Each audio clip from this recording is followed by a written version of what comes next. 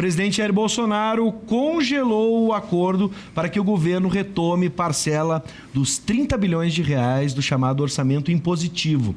A disputa por dinheiro expõe uma nova crise entre Executivo e Congresso. Para debater o cenário político nesse contexto, nós contamos com a presença do advogado Vinícius Bueira e do secretário de organização da CUT no Rio Grande do Sul, Claudino Nespolo. Sejam bem-vindos. Boa noite. Bom, vamos começar. Vamos explicar qual a função do orçamento impositivo para quem não sabe. O que é uma das brigas com o Congresso, entre Jair Bolsonaro e o Congresso. Doutor Vinícius, pode começar nos ajudando aqui? Explique e por que o senhor acha que isso é um dos pontos que está incomodando entre Congresso e Executivo. Bom, o orçamento da União ele é derivado da Constituição Federal. A Constituição Federal normatiza ou explica como se faz a arrecadação tributária, que é o conjunto de arrecadações, o conjunto de dinheiro que vai estar à disposição do governo. E, ao mesmo tempo que disciplina a arrecadação, disciplina a despesa também. Então, a própria Constituição já determina para onde vai o dinheiro que o governo arrecada. Então, na verdade, o governo, seja qual for o governo, de esquerda, de direita, ele sempre vai ter uma pequena parcela do orçamento, que é menos de 10%, disponível para poder aplicar ao seu juízo, ou seja, para implementar as suas políticas que foram propostas durante a eleição. O restante todo da arrecadação fica mais ou menos congelado ou totalmente congelado à sua direção. Bom, aproveitando, por favor. E neste contexto, o orçamento impositivo nesta parte que é chamada de parte discricionária, que é onde o Poder Executivo pode distribuir a seu interesse a arrecadação, sobrou um pedaço, e este pedaço foi criado no Congresso o tal do orçamento impositivo, ou seja, o Executivo, o Presidente da República e seus ministros serão obrigados a cumprir o direcionamento de mais 30 bilhões de reais de acordo com os interesses da Câmara dos Deputados. Por isso que ele é impositivo, ou seja, os deputados escolhem aonde aplicar aquele dinheiro e esse dinheiro obrigatoriamente terá que ser cumprido, a aplicação dele ao Presidente da República. O que limita ainda mais a possibilidade do Presidente da República, do seu governo, que foi eleito para implementar as políticas propostas na campanha, fica reduzida ainda mais a possibilidade de implementação. E aí vai acabar gerando aquelas críticas de que o governo não fez nada, o governo não faz nada exatamente porque não tem recursos para fazer. É mais ou menos isso. Mas isso é uma política que tende a ser vinculada a um sistema de governo diferente do nosso. Nós vivemos num sistema presidencialista onde o presidente da República, em tese, teria o poder de gerir o país. Num sistema parlamentarista de governo, um sistema de gabinete, onde quem manda no governo é a Câmara dos Deputados através de uma maioria consolidada. Ou seja, nós teríamos a eleição dos deputados, o líder desta maioria eleita se tornaria primeiro-ministro e, com a maioria, governaria. Sim. E aí sim se utilizaria esta forma de decisão de orçamento impositivo para aplicar. Por quê? Porque o governo não é mais um executivo eleito presidente, e sim o governo seria um executivo eleito pela Câmara dos Deputados. E aí valeria, ou seja, essa é uma política que no presidente, ela é antagônica ao sistema de governo que nós vivemos. Pois é, mas o Brasil não é assim. Acaba vivendo uma duplicidade de sistemas que acaba criando uma confusão. Há muito tempo impedindo a isso, governabilidade. né? Se nós temos um presidencialismo de coalizão, se nós temos um parlamentarismo disfarçado, se nós temos isso parlamentarismo aqui. Não há de forma alguma. Não há, mas a gente sabe que o Congresso tem muita força. E a queda de braço, ela está posta aí. E aí, para distribuir a fala, depois a gente pode voltar para a análise do Dr. Vinícius, mas antes, eu quero ouvir sobre, a partir dessa explicação, a gente tinha um acerto em fevereiro a respeito desse orçamento. Só que desde quinta-feira, no dia 26, o presidente passou a considerar a possibilidade de recuar no trato e confiar em uma vitória em plenário.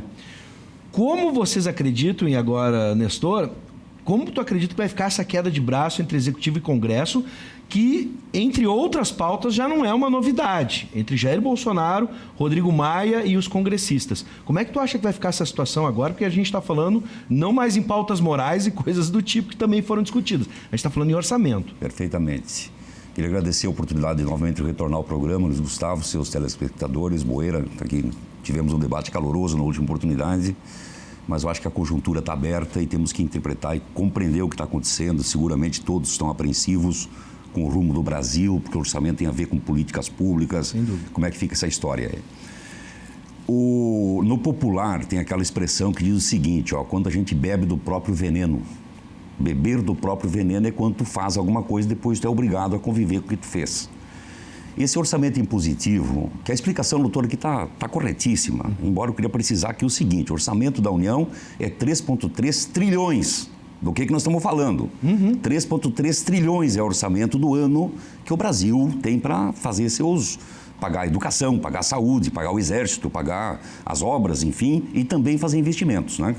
E um grande percentual disso é investimento livre que o Congresso sempre designou, através das emendas parlamentares ou emendas de bancada, designou para ser utilizado à luz do que é o interesse do parlamentar, do senador, não interessa qual é o Estado, tá?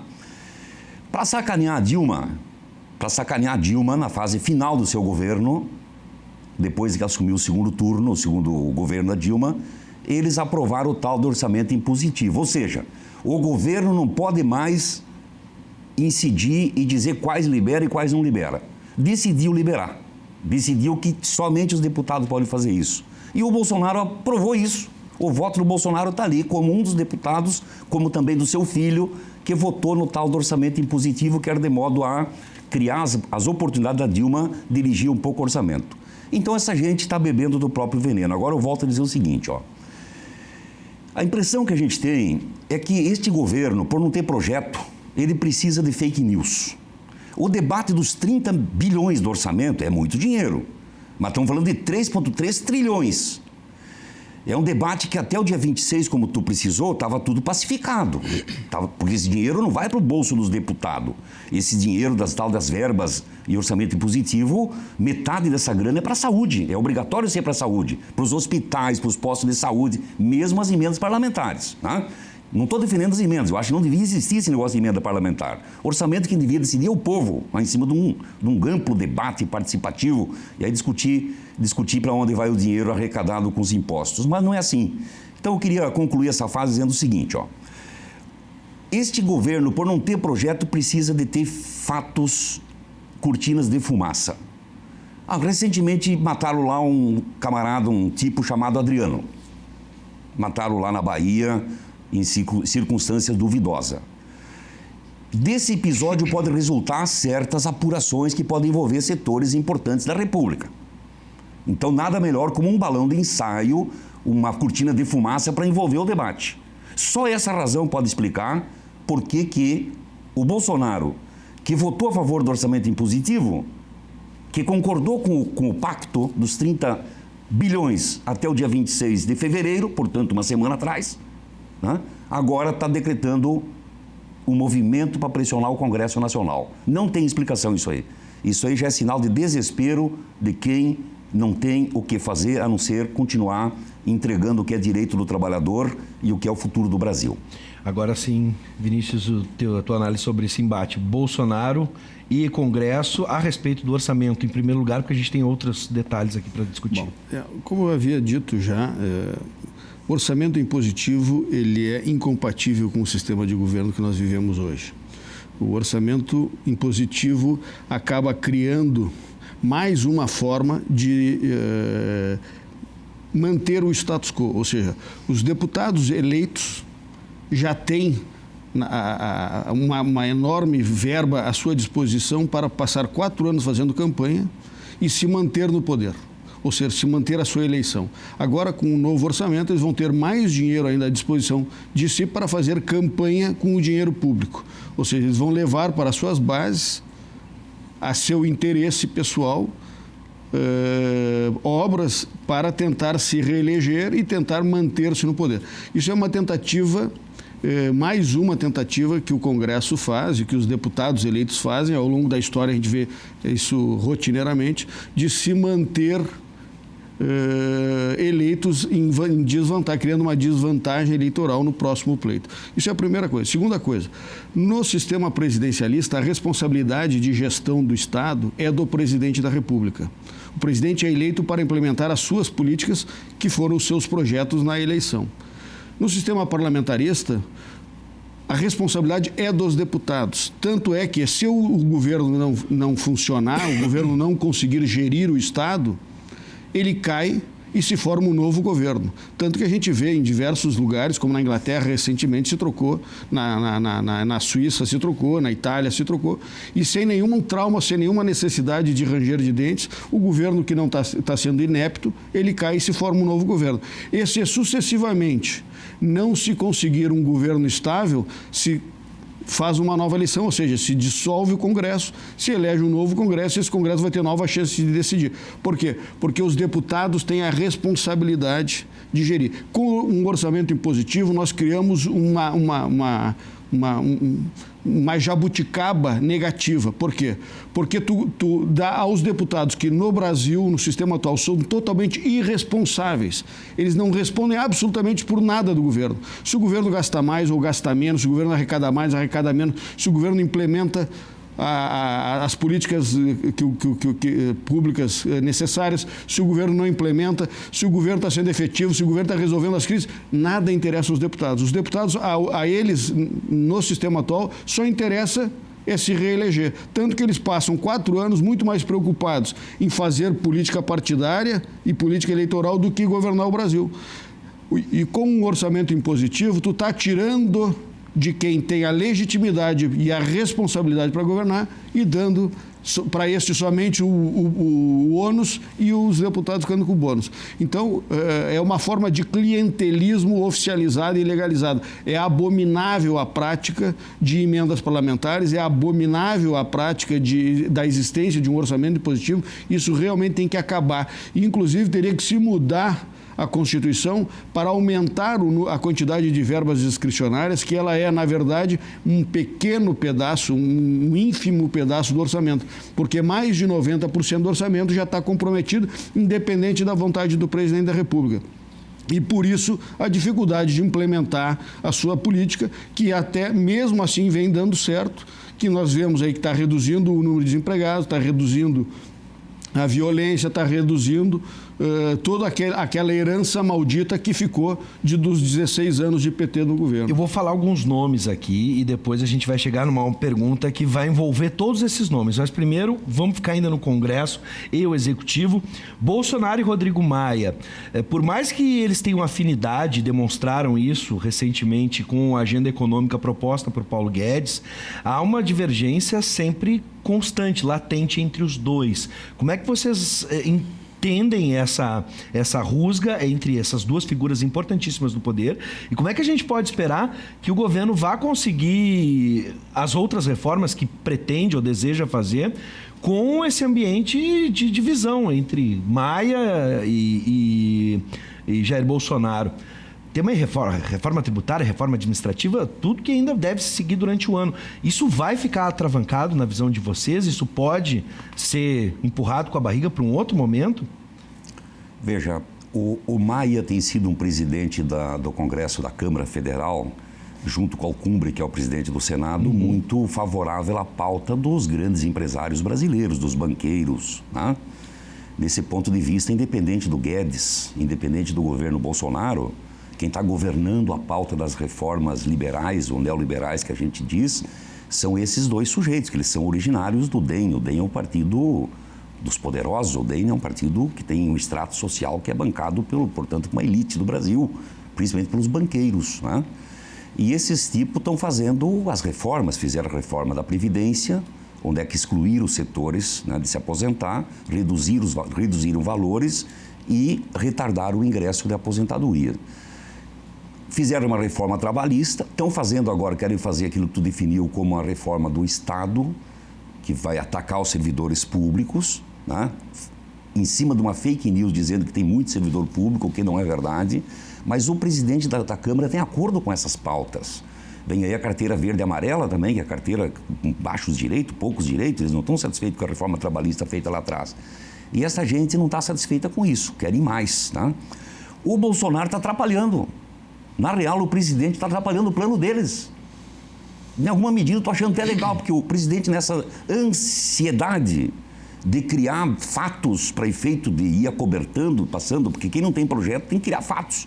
Ele acaba criando um ambiente de cortina de fumaça, como eu já referi no primeiro bloco. Então, eu queria aqui dizer, né, de forma conclusiva, sobre a relação do governo e do Congresso, é que são unha e carne. Tem os mesmos interesses aqui. Não tem projeto diferente a não ser espolhar o Brasil vendendo as estatais, vendendo o patrimônio público, entregando para o estrangeiro, na velocidade que eles possam fazer. Eles querem fazer muito rápido isso, que sabe quem faz arte quer fazer logo e sumir, porque, enfim, depois tem que explicar esse negócio mais adiante, né? Agora, o Bolsonaro, o presidente Bolsonaro, eleito legitimamente, né? Não por a maioria da população, porque foi um pouco mais de 1/3 da população que elegeu, mas está dentro da regra do jogo, né? Ele está criando fake news, na medida que ele briga com o Congresso. Nós não achamos que o Congresso Nacional e que os deputados sejam um primor do que tem de melhor dos brasileiros, mas ele é a cara do povo brasileiro. Cada deputado está ali porque teve uma população que votou neles, né? Em algum momento diz, tu vai para Brasília me representar. Então é o extrato da sociedade brasileira que está lá dentro. A grande maioria, na nossa opinião, são picareta. A grande maioria não tem compromisso com nada, mas tem legitimidade para estar lá, né? Tem legitimidade para estar lá por eleitos. Agora, jogar a população contra esse Congresso, aí já é tentar criar uma crise institucional. Nós vamos defender sempre a democracia e as instituições. Está errado, de forma artificial, tentar gerar um desgaste para o Congresso, né? O Congresso tem que ser questionado porque ele está aprovando vários projetos em desacordo com aquilo que é a melhoria para o povo brasileiro. Sim. E não está atuando nos pontos centrais, que é uma reforma tributária justa. Essa perspectiva do Nespo é muito interessante na medida em que a gente pode imaginar que, na ideia de se seguir com o governo, esse tipo de comportamento, esse tipo de troca de farpas, não está atrapalhando o Poder Executivo na implementação do seu projeto? Bom, nós vemos que não existe nenhuma sintonia entre o Congresso Nacional e o Executivo. O Legislativo e o Executivo não estão trabalhando em conjunto, né? Fazer uma leitura diferente dessa é ter uma miopia política. Alguns exemplos só para carteira estudantil. Bolsonaro fez uma medida provisória para isentar os estudantes de pagamento de taxas para renovação de carteira.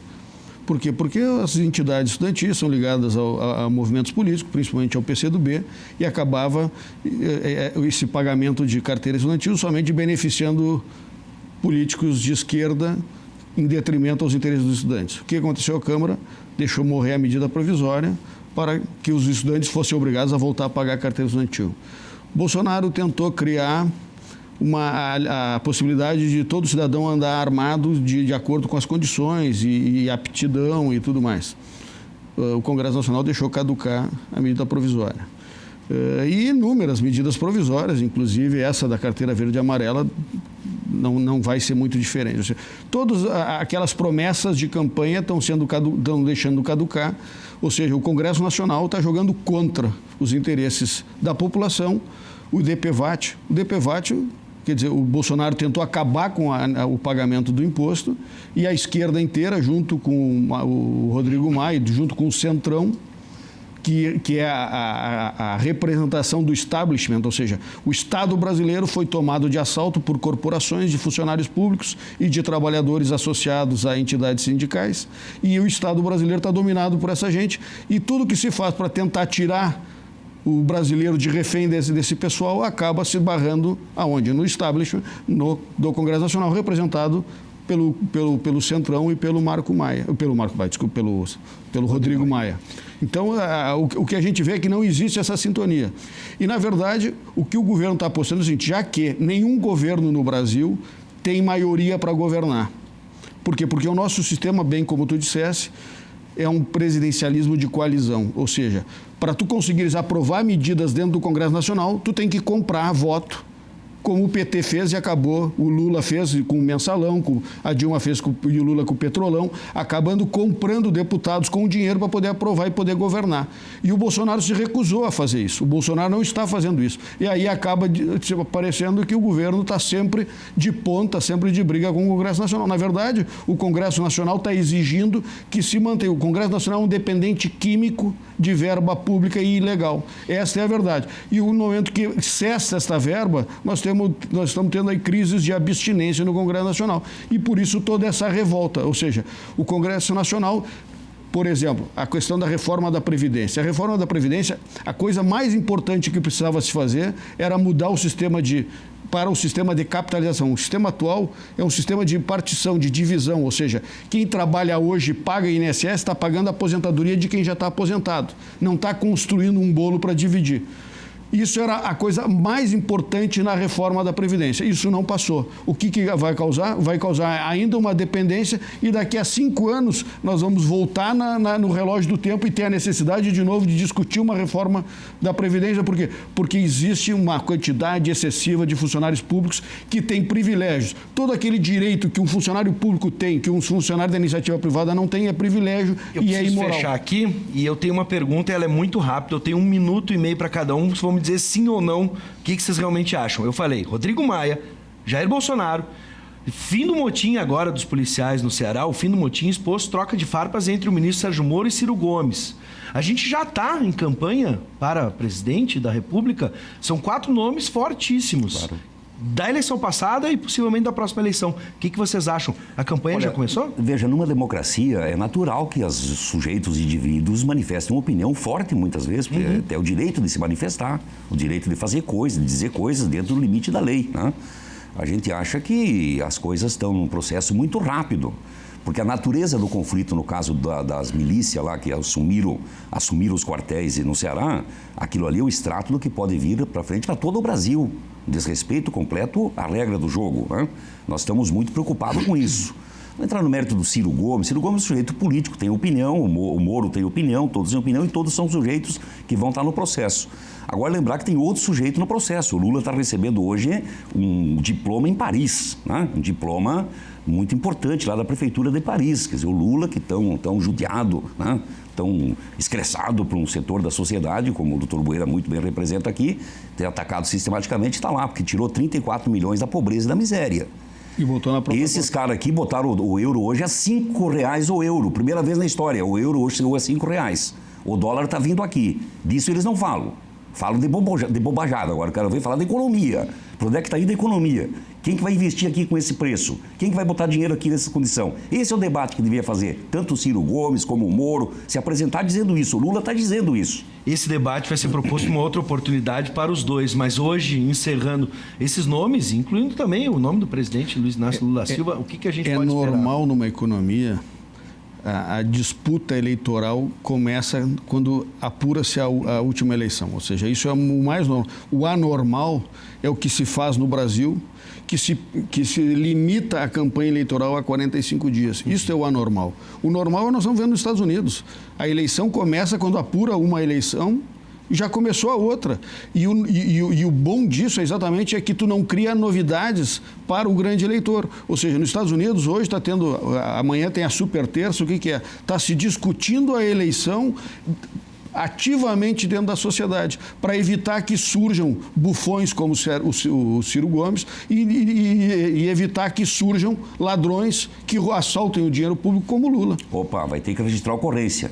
Vai ter que registrar a ocorrência na saída e ir para a delegacia comigo, registrar a ocorrência e provar. Tu não pode ser responsável nesse ponto aí. Ele já foi Ele não está condenado coisa nenhuma. Ele já foi condenado por 3 instâncias. Tu não estudou para ser doutor, tu comprou diploma para firmar um negócio desse. Olha, vai te tratar. Tu só foi para comer merenda. Senhores, por favor, tu só foi comer merenda na escola. Senhores, por favor, uma afirmação dessa é criminosa. Tu vai sair comigo, vai para a delegacia. Senhores, para fazer uma afirmação dessa, vai assinar. Mau caráter. Tu vai assumir, tu vai assinar lá. Vai provar que ele roubou. Sem vergonha. Encerrar o programa, por gentileza. gentileza. Aprenda a ter respeito, a gente rapaz. vai ter que encerrar hoje. Infelizmente não Aprenda foi a ter respeito. da menor Aprenda forma. a Da melhor respeitar, forma. Legal, pessoal, toma disposição. Analfabeto. Eu quero agradecer Analfabeto. Nestor Néspolo, que sempre atende os nossos convites, Claudir Néspolo, que sempre atende os nossos convites, representando a CUT do Rio Grande do Sul, e também o advogado Vinícius Bueira, que sempre também atende nossos convites. Vamos terminar o programa em alto nível, por favor, por gentileza. Mais uma vez, muito obrigado pela presença dos dois e em uma outra oportunidade a gente volta ao debate.